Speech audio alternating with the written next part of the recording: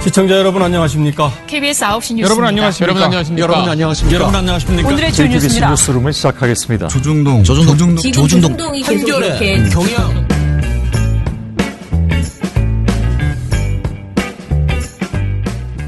민원연의 미디어 탈곡기 656화를 시작하겠습니다. 예, 안녕하세요. 저는 언론 권력을 감시하는 시민단체 민주언론시민연합에서 사무처장으로 일하는 김원경입니다. 방송 모니터 활동가 박진솔입니다. 민정입니다. 예, 오늘 저희가 그 저녁 종합뉴스, 방송사 저녁 종합뉴스의 조국 관련 보도를 좀 종합해 보려고 합니다. 근데 이 종합이 백날 종합해도 또 나오고 계속 또 나오고. 나와요. 예. 네. 그래서 조금 허망하긴 한데요. 지금 추석 연휴인데도 아마 또 나왔을 겁니다. 네, 그러니까요. 근데 저희는 일단은 8월 9일부터 9월 4일까지의 보도 중에서 문제적인 보도들을 짚었어요. 근데 제가 이제 원래 진솔 씨가 줬을 때는 이렇게 뭐 시기별로 쭉 정리가 돼 있었는데, 제가 이거를 약간 나눴어요. 일단은 부실한 근거를 토대로 한 의혹 제기 사례들을 쭉 정리를 했고요. 그 다음에 그러니까 이게 카더라성 의혹 제기들 있잖아. 뭐 내용이 너무 부실했던 거 그런 의혹 제기 사례들을 쭉 모았고요. 그 다음에 좀 이게 뭐니 부끄럽게 이렇게 생각하는 거 있잖아요. 그런 것들을 뒤로 모았습니다. 그래서 두 가지 버전의 이야기들이 있어요. 그리고 보도량은 우리가 지난번에 한번 다 말씀을 드렸어요. 그래서 보도량은 오늘 하지 않고요. 부실한 근거를 토대로 해서 했던 의혹 제기들 위주로 이야기를 해보겠습니다. 자, 시작할게요.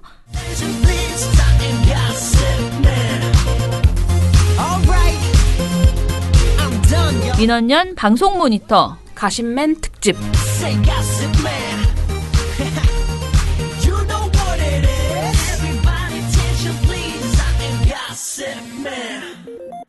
가십? 네, 가십맨. 네. 지드래곤 노래 중에 그게 있는데 뭔가 상황이 맞는 듯해요. 그러면 이상한 보도들이네. 가십맨이면은. 네. 그죠?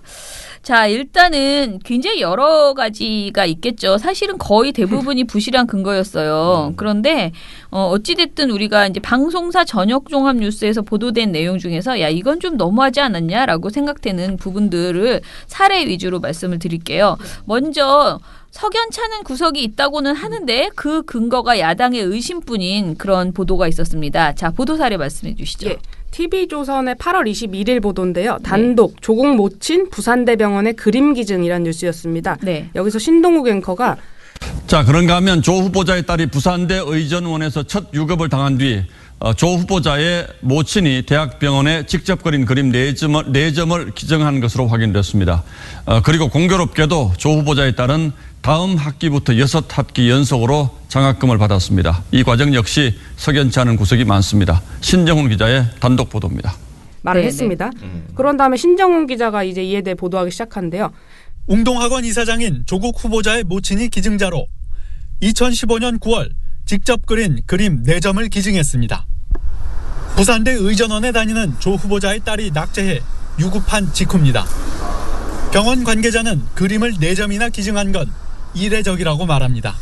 기부하는 것 자체가 사실 저희가 돈을 안 주잖아요. 거의 받고 사는 게 아니라서 그 기부 건수가 별로 없었는데요. 병원에 별도 갤러리 공간을 만든 건 역시 처음입니다.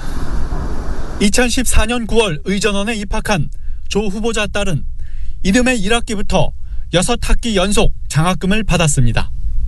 당시 딸 조 씨의 지도교수 A씨는 양산 부산대 병원장이었습니다. 딸 조 씨는 의전원에 지원하는 자기소개서에서 집안에 부산대 출신이 많다며 인연을 유독 강조했습니다. 조 후보자의 모친은 부산대 간호학과 출신입니다. 야당에선 그림 기증과 장학금 지급과의 연관성을 의심합니다.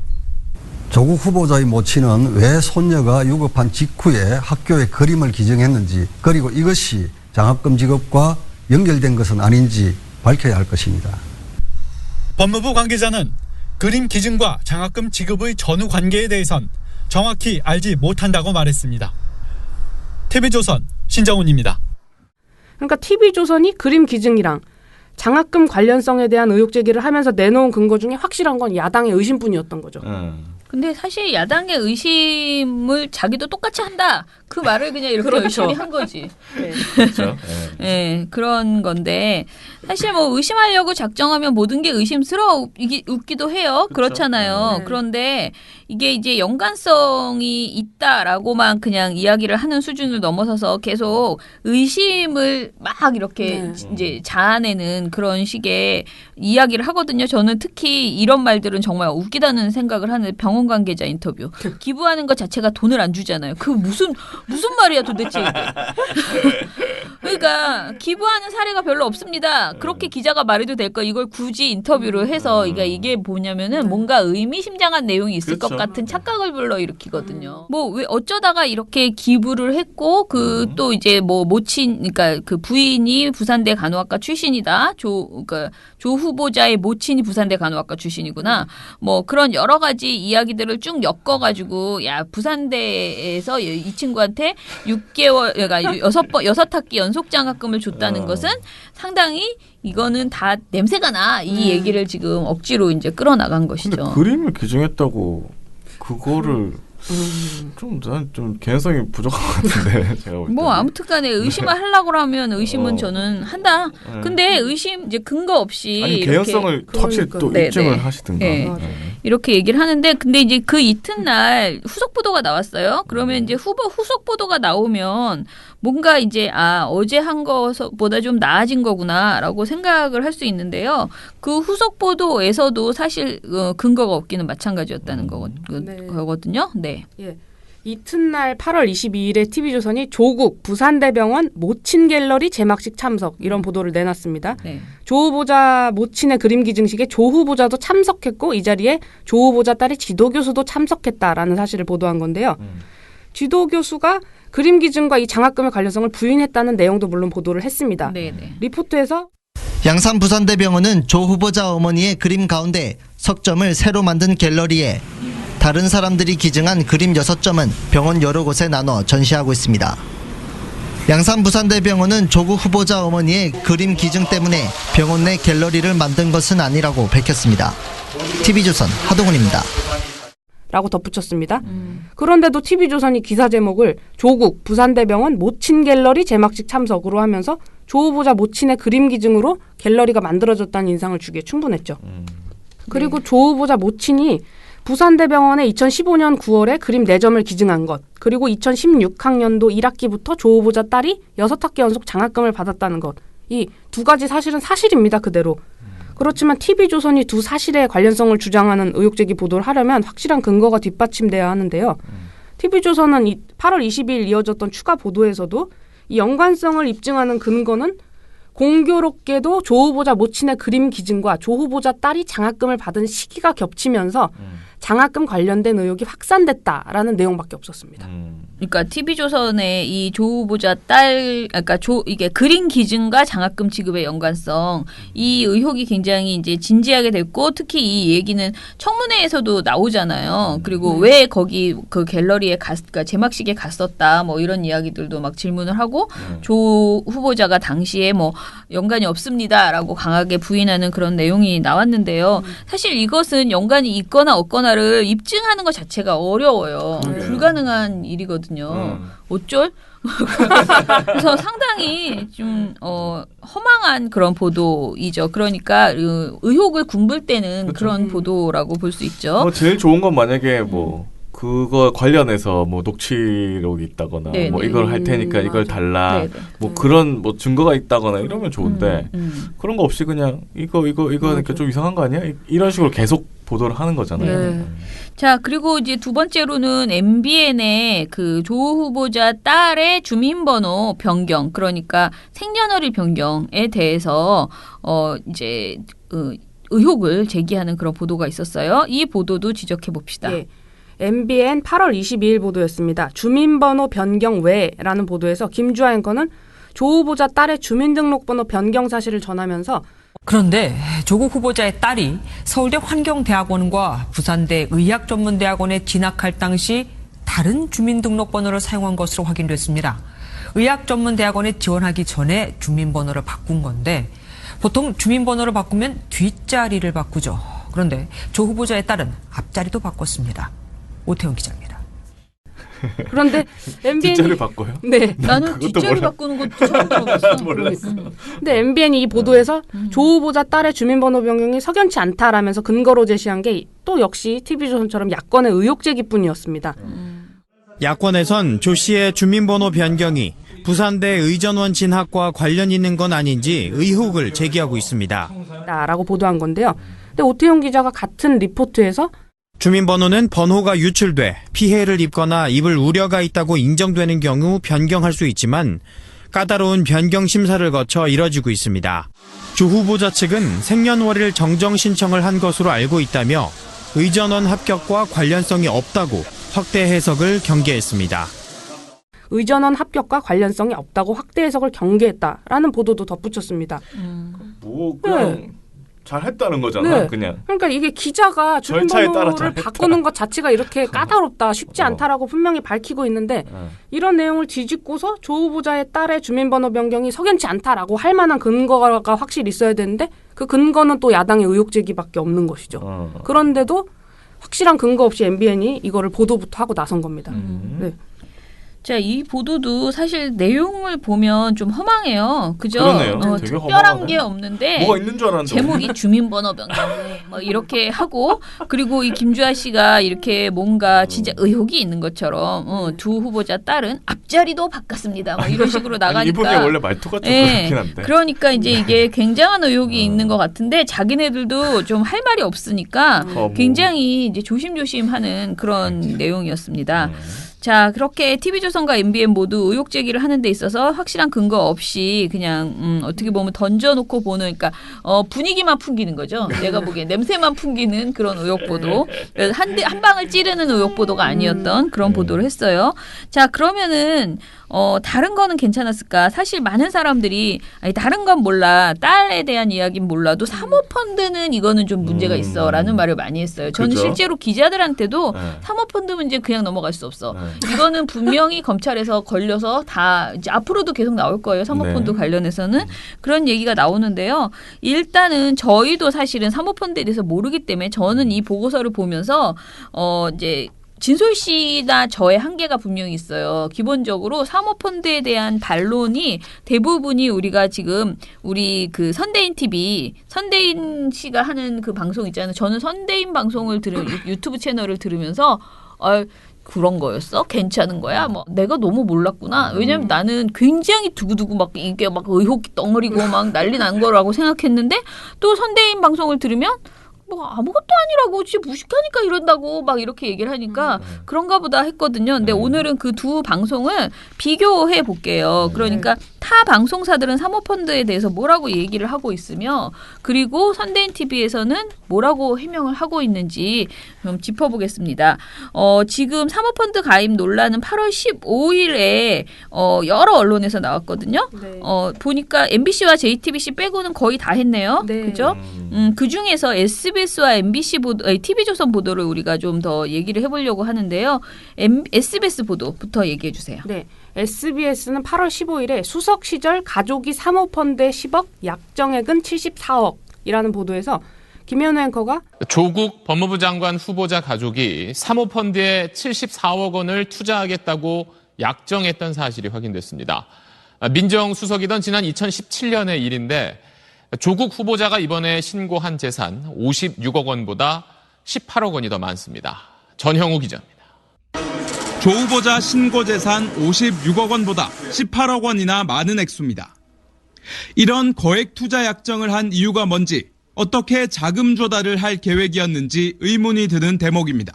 이 보도에서는 물론 출자 약정 금액은 유동적으로 정한 것으로 계약상 추가 납입 의무도 계획도 없었다라는 조 후보자 측 답변도 전했습니다.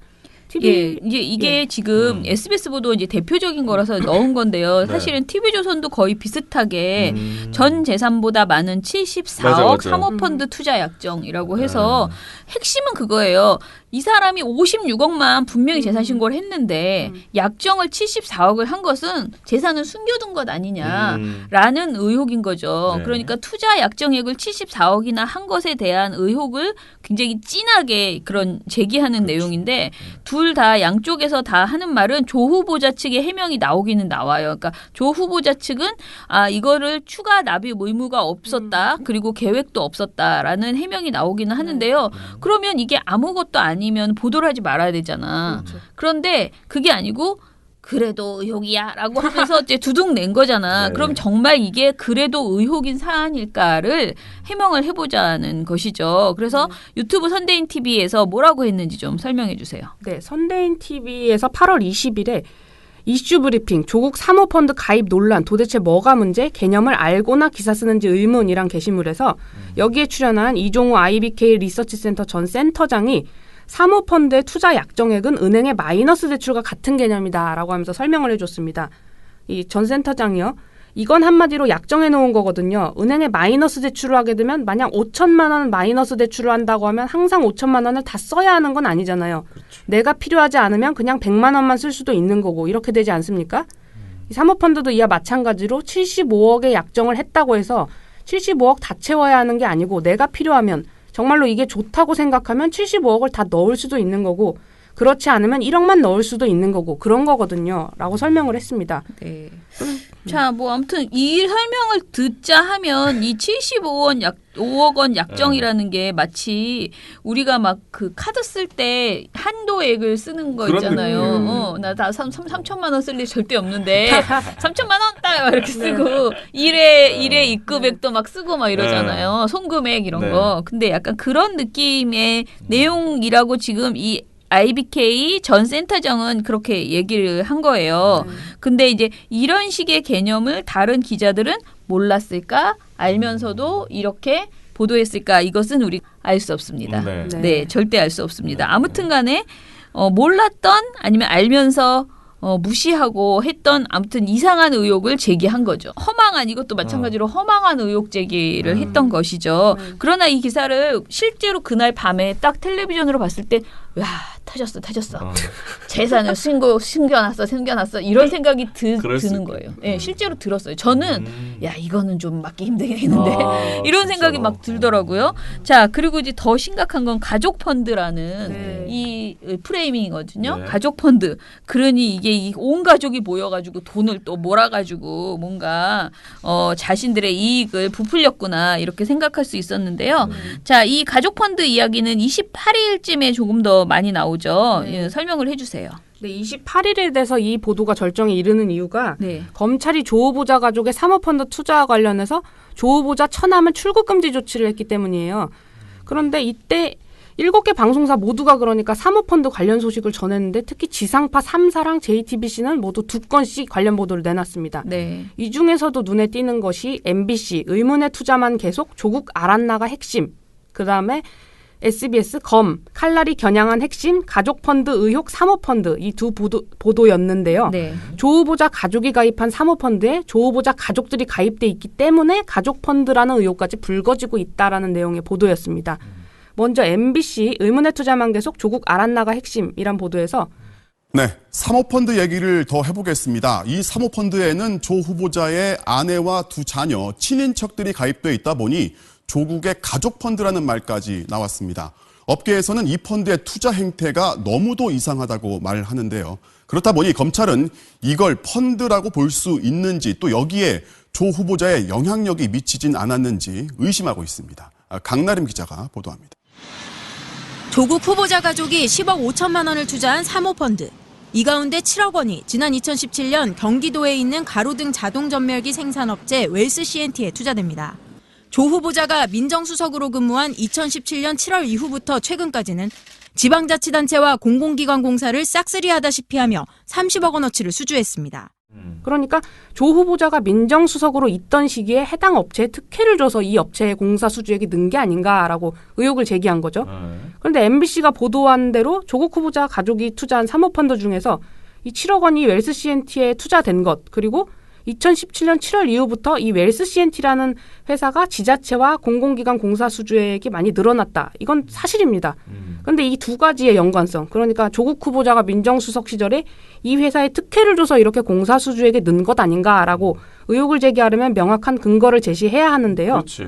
네, 그건 기간이 공교롭게도 겹친다라는 의심밖에 없고요. 그 다음에 뭐 근거는 확실하게 없었죠. 그러면 이렇게 하는 거는 정말 책임 있는 언론의 자세는 아닌 것이죠. 네. 그리고 이어서 검 칼날이 겨냥한 핵심 가족 펀드 의혹 사모펀드 SBS 보도에서는요. 지난 23일에 주광덕 의원이 주장했던 게 있습니다. 조국 후보자 관련 사모펀드의 출자자 전원이 조 후보자의 친인척 등으로 밝혀졌다며 가족펀드 의혹을 제기했다. 이게 주광덕 의원의 주장이었는데요. 네. 이거를 SBS가 그대로 전하면서 조국 후보자의 사모펀드를 가지고 가족펀드 의혹을 제기했습니다. 임찬종 기자는 만약 검찰 수사에서 출자금 전부가 조 후보자 가족의 것이고 조 후보자 측이 운용에도 개입한 것으로 드러나면 그 자체로 자본시장법 위반인데다 사모펀드를 둘러싼 각종 불법 의혹에서 조 후보자가 책임을 피하기 어렵습니다. 아직 나오지 않은 검찰 수사 결과를 만약을 덧붙여서 가정까지 하면서 조 후보자 관련 사모펀드에 위법성이 있을 가능성을 강하게 예측하고 나선 것이죠. 그런데 유튜브 선대인 TV 아까 말했던 그 이슈 브리핑 8월 20일 게시물을 보면요. 이종호 전 센터장이 이렇게 말합니다. 방송사들이 가족펀드라고 의혹을 제기한 것은 비합리적이고 무분별하게 의혹을 제기한 것이라고 주장하면서요.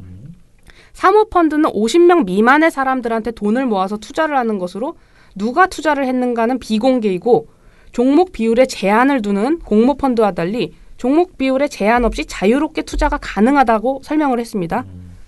그러면서 이종우 전 센터장이 조국 후보자 사모펀드와 관련해서 제기되는 의혹들을 반박하는 설명을 하면서 이렇게 덧붙였습니다. 왜 자꾸 이런 얘기, 그러니까 조 후보자 사모펀드 관련 의혹이 나올까?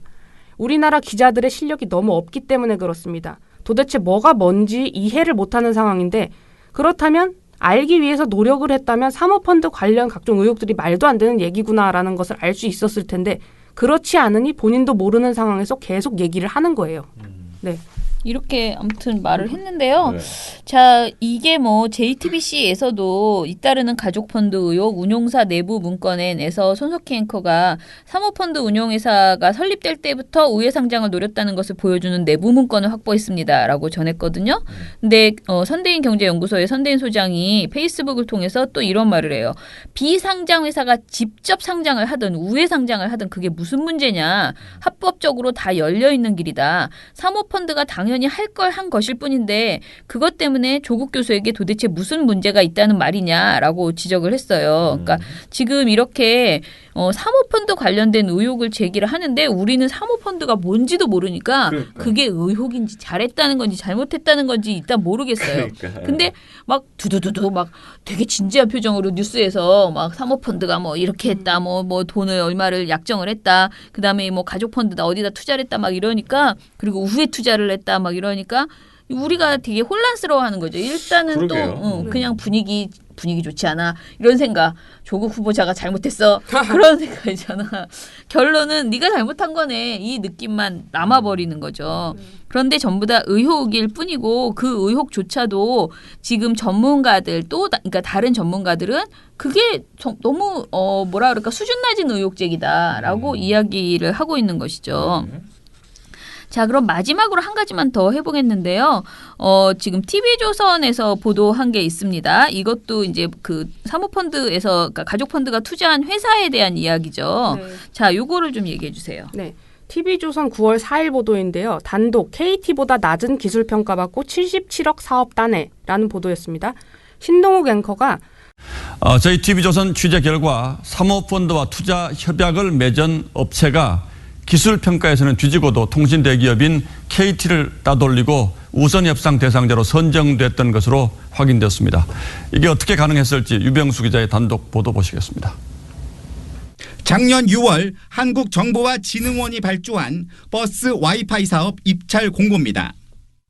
총 70억 원 규모의 사업인데 조국 후보자 가족펀드가 투자를 위임한 PNP 플러스의 자회사 메가크래프트가 통신 대기업 KT를 제치고 우선 협상 대상자 자격을 따냈습니다.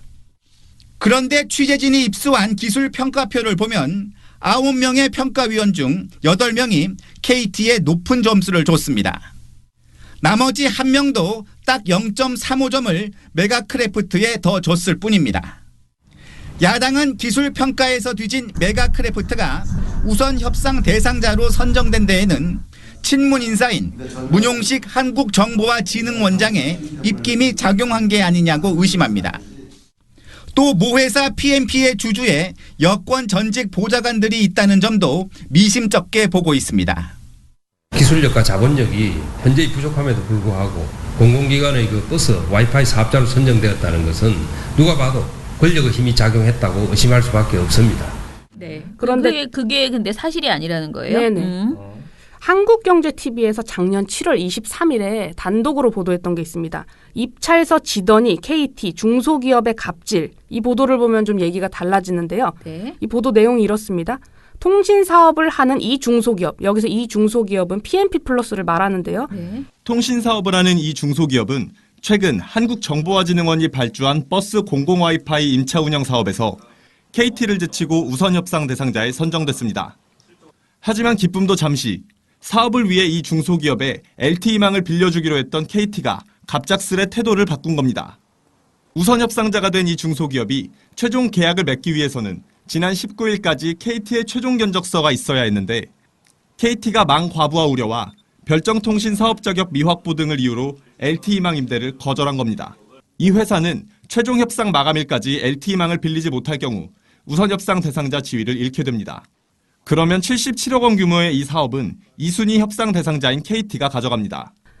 그리고 이제 작년 11월 2일에 또 보도가 이어졌습니다. 한국경제 단독 국정과제 때문에 갑질 공조한 KT 과기부에서는 한국경제 앞선 보도 후에 KT가 이 갑질이 논란이 되니까 내부적으로 이 사업을 포기했었다고 일단 전합니다.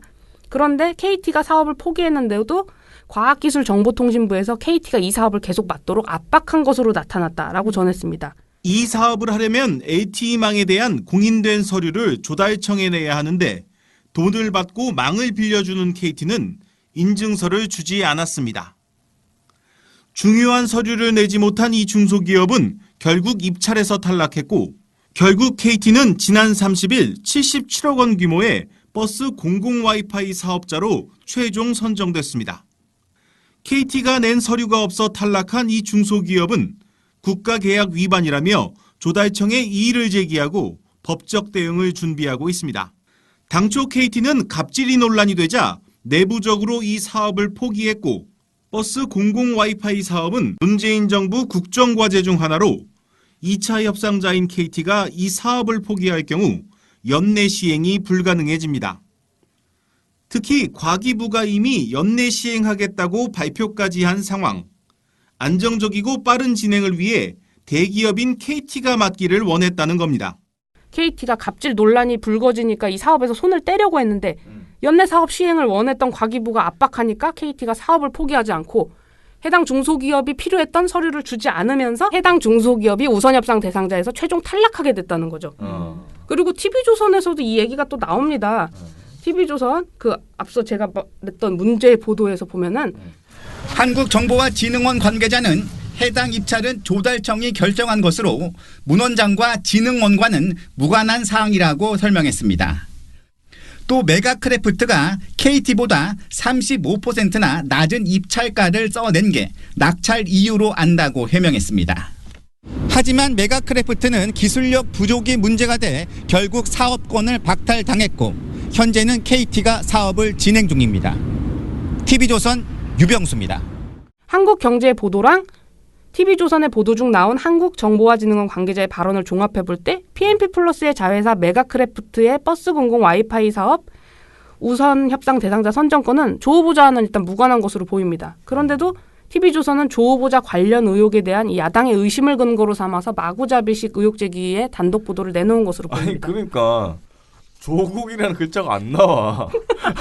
아니 근데 이게 되게 어찌됐든 간에 우선 협상 대상자로 선정된 것이 의혹이다라는 거잖아. 왜냐하면 선정돼서 재미를 봤으면 정말 큰 의혹이라고 할 텐데 또 다 선정만 실패했어. 됐다가 안 됐어. 그래서 우선 협상 대상자로 선정된 것이 의혹이래. 그런데 문제는 우선 협상 대상자로 선정된 이유가 입찰가를 너무 낮게 내서 된 것으로 보이는 거예요. 그쵸? 그러니까 이 선정되는 게 선정 과정에서 뭔가 의혹이라고 하려면 정말 너무나 말도 안 되는 업체가 이게 선정이 됐으면 모르겠는데 지금 보면은 기술력이나 어찌됐든 그 이러저러한 것들이 다른 한국경제TV 보도를 봐도 그렇고 나름대로 우선 협상 대상자로 선정되는 것까지 문제가 있지는 않았던 것으로 보이는데 네. 그걸 가지고 지금 계속 이렇게 두둥두둥하면서 엄청나게 또 군부를 떼는 이런 보도를 한 거죠. 그래서 이것도 좀 오버. 그러니까 지금 조국 장관 관련된 이런 의혹 보도 중에서 많은 부분이 그냥 막 떠드는 거지 실속이 없다는 거예요. 그러게요. 네네. 네, 결정적인 뭐 증거도 없고. 네네. 뭐. 자, 그러면 이제 저번에 우리가 얘기했던 약간 황당하고 민망한 보도들을 몇 가지를 얘기해 보겠는데요. 근데 이런 황당한 보도들을 많이 한 데가 채널A네요. 채널A 얘기 쭉쭉 전해주시죠. 간단하게 해주세요. 네. 채널A가 이제 8월 21일 단독 부산대 의전원 속에서 5만 원에 팔아라는 보도에서 이제 대학생들이 이력서나 자기소개서 이런 것들을 파는 인터넷 사이트에서 조 후보자의 딸과 관련된 자료가 6건이나 올라와 있고 가격은 뭐 다양했는데 특히 부산대 의전원에 냈던 자기소개서 같은 경우 대학원생이 올린 것보다 25배나 비싸게 올려놨다라고 보도했습니다. 5배는 네. 25배나 얼마길래. 비싸게. 근데 이 기사에서 이 최선 기자가 부산대 의학전문대학원 자기소개서는 같은 대학원생이 올린 것보다 25배나 비싸게 올려놨습니다. 문서 제목에 합격 표시를 달아놓는 등 자신감을 나타내기도 했습니다. 하지만 이런 스펙을 학생 혼자 관리하긴 힘들다고 전문가들은 입을 모았습니다. 후보자의 딸은 판매용으로 올려둔 문서를 최근 모두 삭제했습니다. 조국 후보자는 지난 2014년 스펙을 쌓을 능력과 환경 덕분에 승자가 된 소수는 승리의 기쁨을 누릴 것이라면서 그렇지 못한 다수는 큰 상처만 입는다고 스펙 쌓기를 비판하기도 했습니다. 채널A 뉴스 최선입니다. 이 채널A가 여기서 비판하고자 한 게 25배나 비싸게 올려놓은 자기소개서인지 아니면 스펙 쌓기를 했다는 건지 알기가 어렵습니다. 아니 원래 스펙은 자기 혼자 못 써요. 그래서 뭐 스카이캐슬 보면은 선생님들 계시잖아요.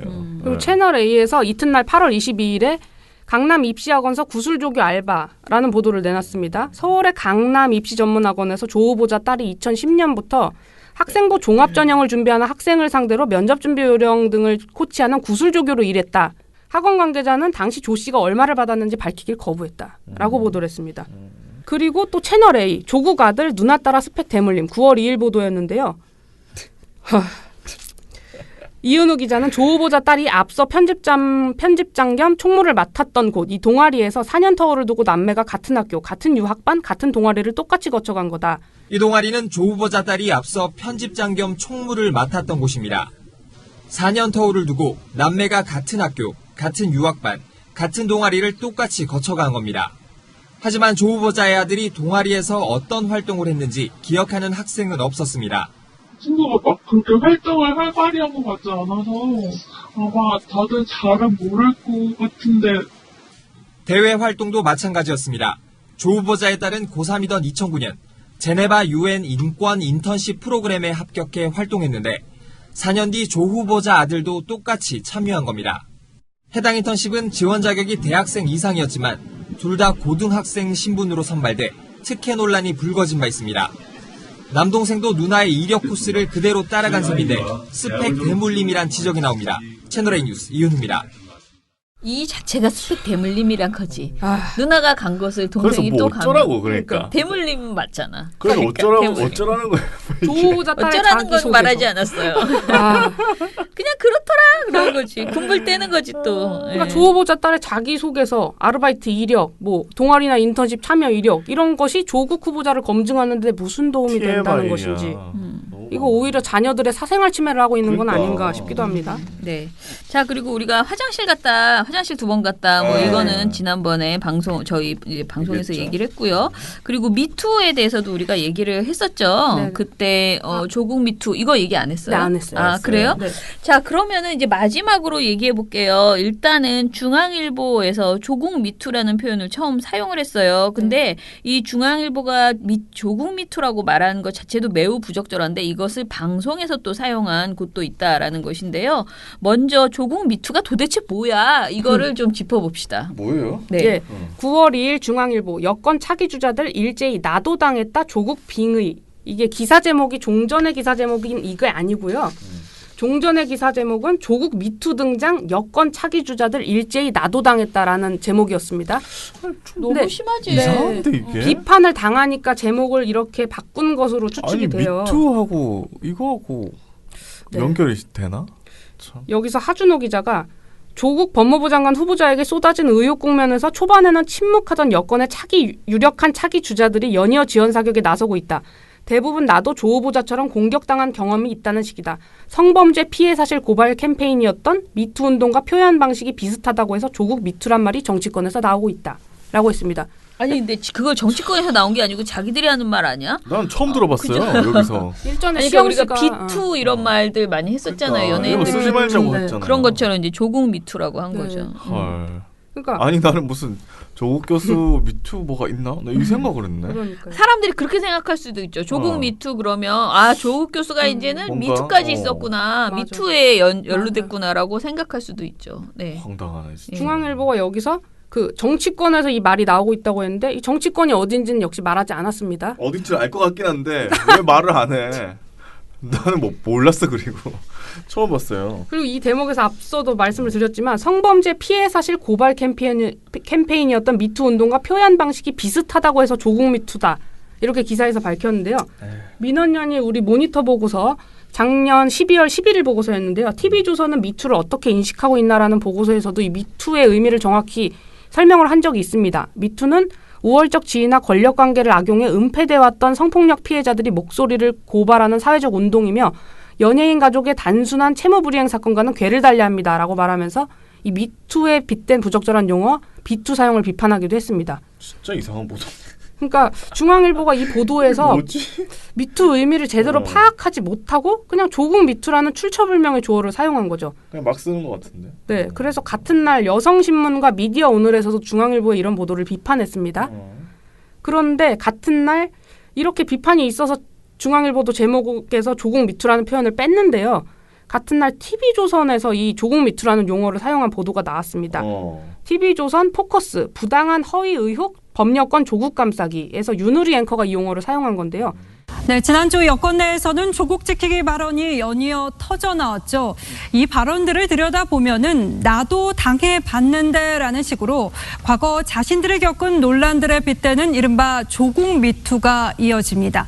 하나같이 지금 조 후보자를 향한 의혹 제기는 부당하다고 주장하고 있는데 과거 조 후보자는 공적 인물에 대해서는 제멋대로의 검증도, 야유도, 조롱도 허용된다는 생각을 SNS에서 드러낸 바 있습니다. 그러니까 과거 자신들이 겪은 논란에 빗대는 게 미투의 본질이 아닌데 왜 여기서 이 미투를 갖다가 조국 미투라는 조어를 사용하는지. 사실 이제 우리가 이런 어떤 그 말이 원래 만들어진 그 굉장히 좋은 취지, 선의의 목적 같은 것들이 있잖아요. 그걸 변질시키지 말아달라라는 얘기를 많이 하죠. 그래서 우리가 미투 그러면은 사실 내가 성폭행을 당했고 그러니까 성희롱, 성추행을 당했고 그것에 대해서 나의 피해를 그전에는 숨어서 그냥 그러니까 피해를 입고도 계속 말하지 못했는데 이제 당당하게 말하면서 세상에 외치고 이것에 대해서 바꿔달라, 이 세상을 고쳐나가자라고 하는 그런 주장을 하고 있는 것인데요. 내가 좀 사실은 성추행 그런 것을 당한 것을 말하는 것 자체가 우리가 굉장히 부끄러워서 불편해서 안 했었거든요. 근데 그런 것을 해나가는 것인데 그 좋은 취지를 완전히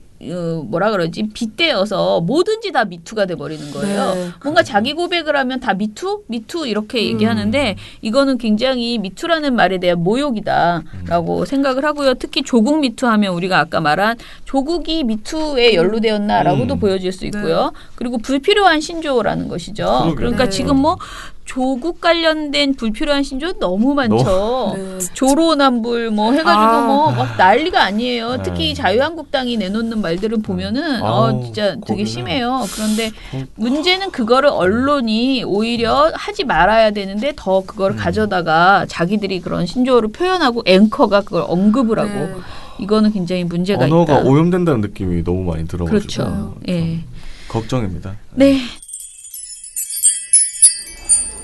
민원연 회원 가입 가입하시면 매달 후원회비가 $9. 지상파의 종편 신문까지 세트로 감시하는데 9달러. 거기에 좋은 보도, 좋은 방송까지 발굴하고 팟캐스트도 매일 나가는데 9달러.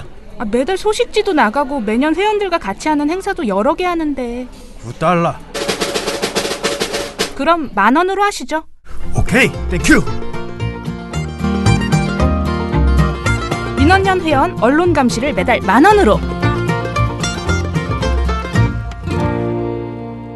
자, 그러면 오늘 방송은 요것으로 마무리하고요. 제가 댓글을 어제 방송에서도 안 읽어드려서요. 오늘 좀 댓글을 읽고 가겠습니다. 오늘 미디어 스크랩을 안 한 대신에 댓글을 읽는 시간을 가져볼게요.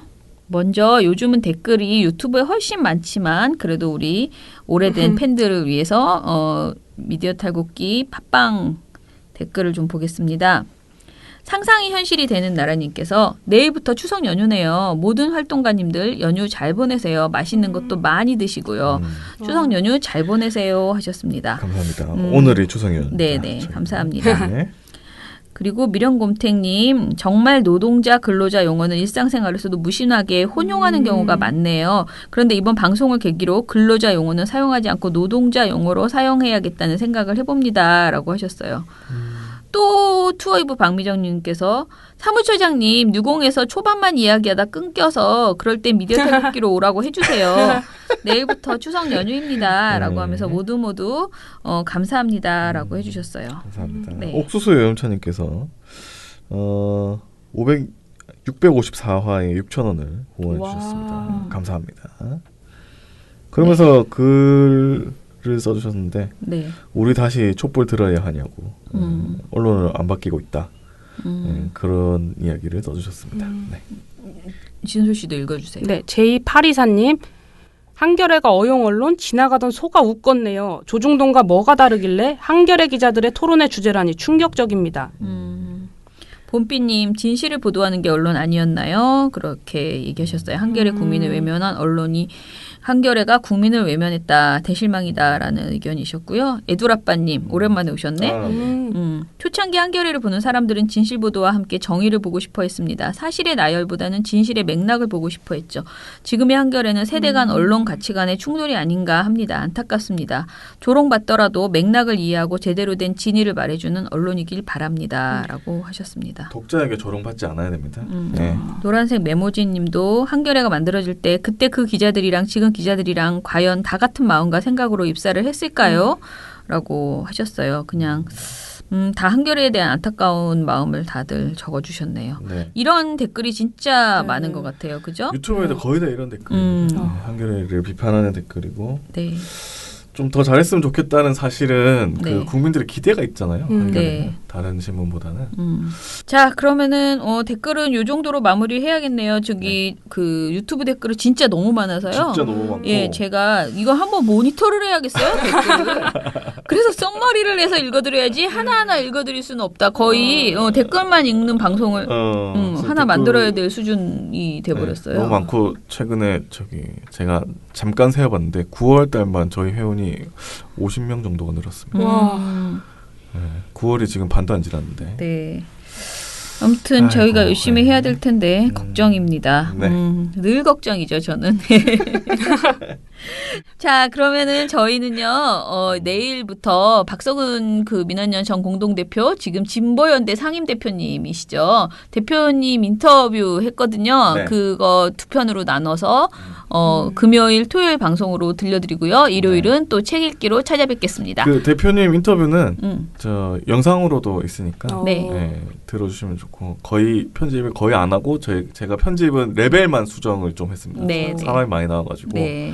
굉장히 또 웃음과 감동이 있는 감동과 눈물과 대표님 눈물을 볼 수 있는 유일한 기회. 네네. 자, 그러면은 마무리할게요. 민원연의 미디어 탈곡기는 내일도 열심히 다뤄드리겠습니다. 탈탈탈. 안녕. 네, 오늘 뉴스데스크 마치겠습니다. 시청해주신 여러분 채널 A가 함께합니다. KBS 9뉴스 오늘 순서 모두 마치겠습니다. SBS는 앞으로도 내일 끝까지 뵙겠습니다. 파헤치겠습니다. 고맙습니다. 오늘 8시 모두 뉴스 마치겠습니다. 여기서 마치겠습니다. 시청해주셔서 고맙습니다. 뉴스팔 여기서 마치겠습니다. 저희들은 내일도 최선을 다하겠습니다. 여러분 고맙습니다. 탈탈탈. 안녕.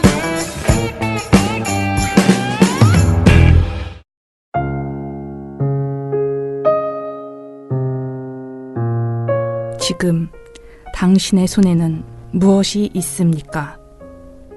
오직 민원연에서만 볼 수 있는 모니터 보고서. 온라인 오리지널 콘텐츠 민원연의 미디어 탈곡기. 팩트체크를 넘어선 민원연 프레임 체크. 뭐야 이거? 활동가들을 힘들게 하는 처참한 조회수. 바로 당신의 구독과 좋아요만이 민원연을 살릴 수 있습니다. 지금 구독과 좋아요 그리고 하트를 눌러주세요. 검색창에 민주언론시민연합 혹은 민원연을 검색해주세요. 여러분의 손길이 우리 언론을 건강하게 만듭니다. 손을 잡아주세요.